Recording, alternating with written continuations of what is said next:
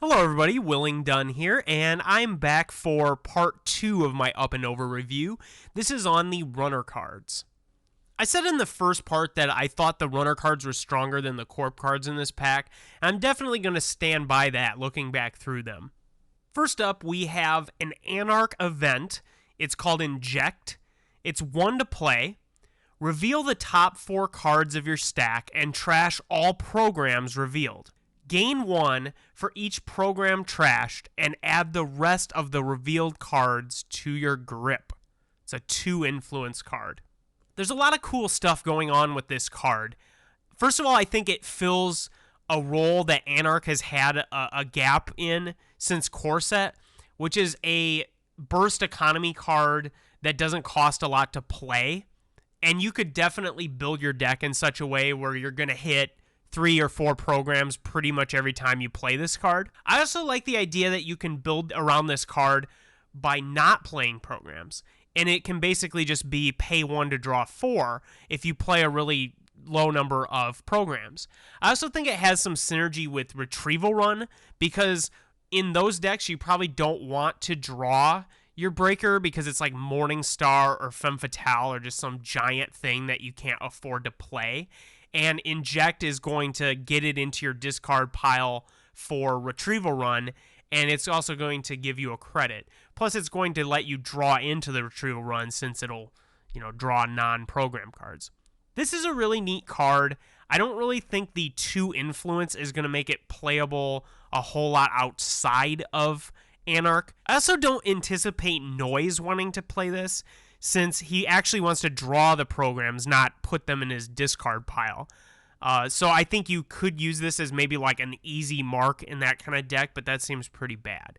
So I like the idea of new economy cards. I've said this a ton of times in my reviews, and this is really a spot that Anarch has needed a card for a long time, and we're starting to get it. I like how you kind of have to shape your deck to make this card work, but it does work, and it does something powerful. So I'm all in favor of this card, and I'm definitely going to be messing with it. All right, the next card we have is also Anarch.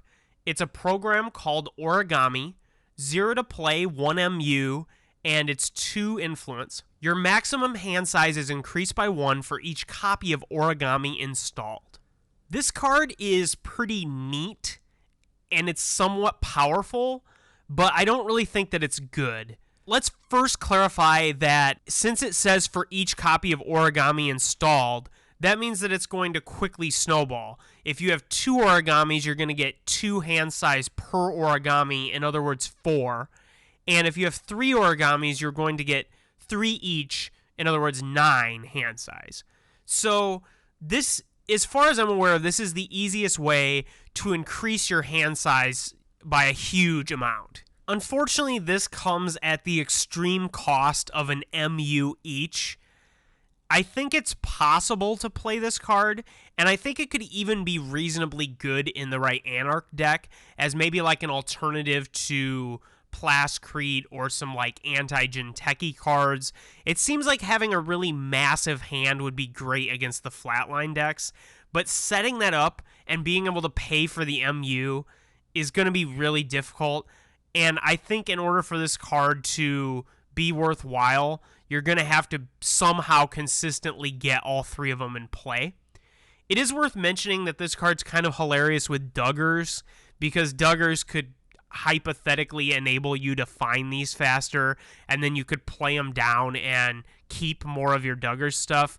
But I just see that being like you're playing 2 really terrible cards to do something that you could kind of just do by playing quality time.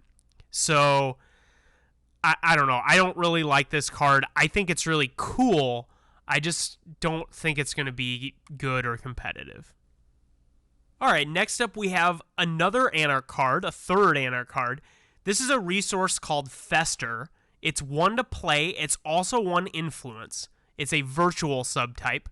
Whenever the Corp purges virus counters, he or she loses 2 credits if able. Yeah, this card is downright terrible. There's no deck that's going to want to play this card for quite some time.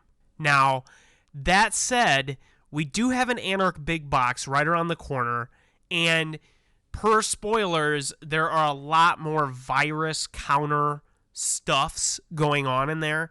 So it's very possible that there could be an Anarch deck in the future where you like have to purge or else you just can't win the game. Like a deck where if they get to a certain number of virus counters that you just have no choice. You can't further your game plan without purging. Then maybe this card starts to look reasonable in that deck only. But otherwise, this card is downright terrible. Like, you're maybe going to get them to lose 2 credits once, maybe twice or 3 times in a game, maybe. And that's really contingent on what deck you're playing against and the game state and all this kind of stuff. And, like, Noise isn't going to play this. He has so many better things to play. This card isn't going to see play until we see a lot more virus counter-related stuff. So put this in your box and come back to it in about 2 months. All right, next up we have the first criminal card. This is hardware. It's Auto Scripter, a unique piece of hardware. 3 to install, also 3 influence. The first time you install a program from your grip during your turn, gain a click. Trash Auto Scripter if you make an unsuccessful run. When I first saw this card, for like the first 10 minutes, I was just super enthusiastic. And then as I started to try to build decks with this card, my enthusiasm waned. I've been trying to mess around with it in Kate because I think Kate can actually install a program every turn and get the advantage out of it consistently. And if you can't do that, it's just a 3-cost piece of hardware that does nothing. It's so much influence. It's unique, so you can't like stack 2 of them and get 2 clicks, which would make it so much better. I am pretty iffy on whether or not this card is going to be playable for a while. I have also toyed around with the idea of trying it in Noise, but the problem with that is that you lose other critical cards that you need with your influence. Like, are you going to want to replace 3 clone chips with 2 auto scripters? Like, I'm not. Clone chip's awesome in that deck. So I really don't know where auto scripter fits, but I do think that if you built a deck kind of semi around it, it could be extremely good. And the fact that it's a hardware not eating up your MU is really conducive to having that one program installed over and over and over sort of gameplay. So I don't know. I'm thinking this is a good card. I just don't know what to do with this card at the moment. The next card we have is also criminal. This is a program called Switchblade. It's 3 to install, 1 MU, and 2 influence. It has 0 strength. 1 credit, break any number of Century subroutines. Use this only by spending a credit from a stealth card. And then it has credit plus 7 strength. Use this ability only by spending a credit from a stealth card. This card is absolutely paradigm shifting when it comes to centuries and killers and their relationship. This icebreaker is absolutely amazing. This makes stealth so much more of a real consideration as a breaker suite. So the big thing with this card is the break any number of subroutines. For the most part, the Century metagame is that the better Centuries tend to have a lot of subroutines. And we see things like Saruji, we see things like Koma Inu, we see ice that are based around spamming subroutines that have some nasty effect. And this thing just, well, pardon the pun, cuts through them. I mean, utterly annihilates mass subroutine Centuries. And the fact that it can pretty easily match strength with basically any Century as long as you have a few stealth credits, this is a really great icebreaker. The thing I really like about this design is it's an incredibly powerful icebreaker, but it's only going to work in that stealth setup. Because in order to be able to break anything but a 0 strength Century, you're going to have 2 stealth credits. And that's reasonably difficult to do. I think maybe criminals could get away with playing like Silencer and Ghost Runner and throw this in. But anything that's not criminal, you're going to be looking at playing a pretty dedicated stealth breaker suite. I really, really like Shapers playing this with Cloak, because I think Dagger is also kind of good, and having this and Dagger gives you just such a tremendous powerhouse when it comes to breaking sentries. Not to mention Refractor is like the best code gate breaker, or it's certainly really, really strong. So I think that Switchblade has the potential of being in like competitive decks at Worlds. I think this is the type of card where it's good enough that people are going to immediately start playing it. It's also been spoiled for quite some time. This card is just absolutely phenomenal, is probably the best reason to buy the pack in my opinion. It's great because it's really strong, but it's also really narrow in that you need to play stealth. This is the perfect card. This is the type of stuff I love to see in this game. All right, next up we have the first of the Shaper cards. This is an event. It's called Trade In, 1 to play, and it's 2 influence. As an additional cost to play this event, trash an installed piece of hardware. Gain credits equal to half the installed cost of the trashed hardware, rounded down, and search your stack for a piece of hardware, reveal it, and add it to your grip, and then shuffle your stack. Well, this gives Shaper yet another tutor, and that seems to be one of their main things. We haven't had a hardware tutor before, so I don't know. I like this card. I'm not excited to play it. There's some potential with this card in the stealth setup in the Shapers, like I was just talking about, because you could play like 1 silencer and then go tutor it up with this thing. But I'm not sure there's enough of kind of a hardware toolbox for this to be worth it. I could see people playing this card, and it's not awful. I think the big thing for me that's holding it back is that you have to trash an installed piece of hardware, and even though you gain the credits, realistically that's going to be like 2. You're not going to really get more than like 2 unless you could somehow cheat some giant piece of hardware in play, which if you can do that, then I'm not sure why talking about trade-in is what we should be talking about. Like, how did you cheat that giant thing in play? So, I don't know, this card has some potential. I think in the future it could be strong, probably in like Kit or maybe Kate. But yeah, not great, not bad. The next card is also Shaper. It's a new console, hardware.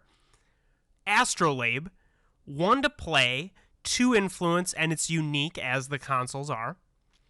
+1 MU, and draw 1 card whenever the Corp creates a server. And as always, limit 1 console per player. This is pretty indisputably the best console for Shaper, and it comes at such a timely moment in the metagame. Replicating Perfection and Near Earth Hub are 2 of the really popular decks in the Corp metagame, and both of them are heavily reliant on asset econ and creating lots of servers. And Astrolabe early in the game is going to draw you 3 cards minimum, I would say. Probably going to draw you more like 5, maybe even 8 cards throughout the course of the game. And the other really important point is that there's been a lot of Shaper decks, even very competitive ones, that don't really have a good console to play. Astrolabe is absolutely going to slot right into those decks. You're going to just see those memory chips turn into Astrolabes. I've heard people saying that this is good against Jinteki Personal Evolution, and as a pretty big Personal Evolution fan, I've messed around with Astrolabe a little bit. I don't actually think that it's that great against PE because they're generally creating a bunch of servers all at once. Like, they don't just put 1 in play every turn, or at least that's the way I play PE. And then you just get this like burst of cards that they can time in such a way that it doesn't hurt you that much. I will say, though, that, you know, if you play down those 3 naked remotes and now they have an 8-card hand, it makes it a lot easier for them to run those remotes, which can be kind of scary.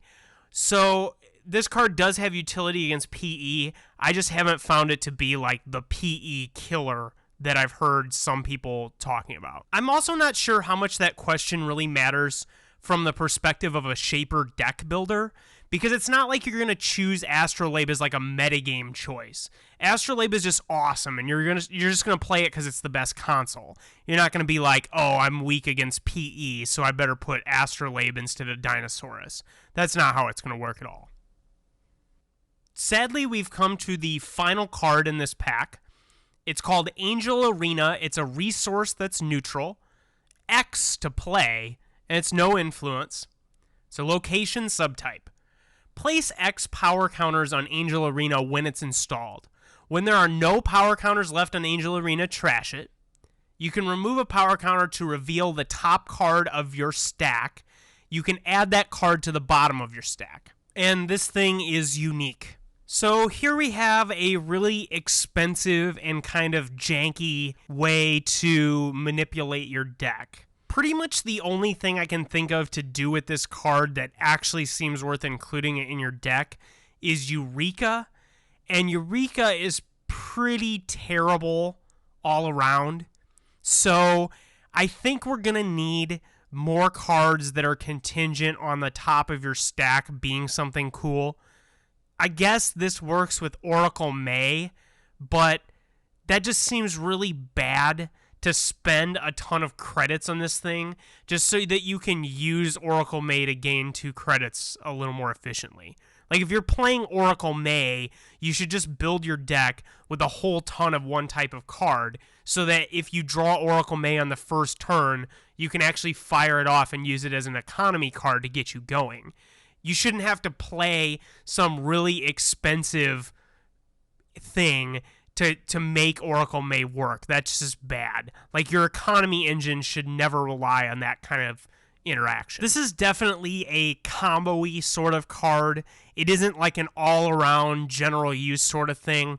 No one's going to ditch their professional contacts or their Mr. Lee or whatever to get Angel Arena. I do think that if a deck can make use of their top card being, something, particularly with Eureka, then maybe we could see this card around, but I feel like that's just a really inefficient way of going about a type of deck that you can kind of already build with like Test Run Scavenge or with like Retrieval Run. So I'm not sold on Angel Arena. I think maybe we'll see some cards in the future that make Angel Arena make more sense. Well, that's going to do it for Up and Over. This is definitely a must-own pack, even just for Astrolabe and Switchblade, but I think there's a lot of other good stuff in here too. The Corp got some really good stuff. I think Blue Sun is the most exciting card. I also think like just some of the ice is very useful. Changeling's pretty decent. Ashigaru is going to be really good in the decks that it fits into. I'm anxious to see what people do with Architect. It's probably not going to be that great. Reversed Accounts is the type of thing where it's going to be really nasty when it works, but I don't think it's going to work a lot of the time. Hades Fragment, all these fragments are cool. Hades Fragment's going to be really good when it works, and it's probably not going to work most of the time. I feel the same way with Auto Scripter. Like, that card's really neat, but I think it's going to be hard to get it to work. Inject fills a really nice hole that Anarch's had since Corset with a kind of burst draw, burst econ card. If you use it for draw or econ, it's going to be great. So yeah, this is a great pack. I recommend getting this pack. I think that there's a pretty huge variety of playable cards in here, and this is the pack I've felt the best about in this cycle since probably the first one. So thank you for watching, and make sure you hit the subscribe button and the button that looks like a thumbs up, and click these fancy buttons that take you to my other Netrunner videos. Well, thanks a lot for watching, and I'll see you next time.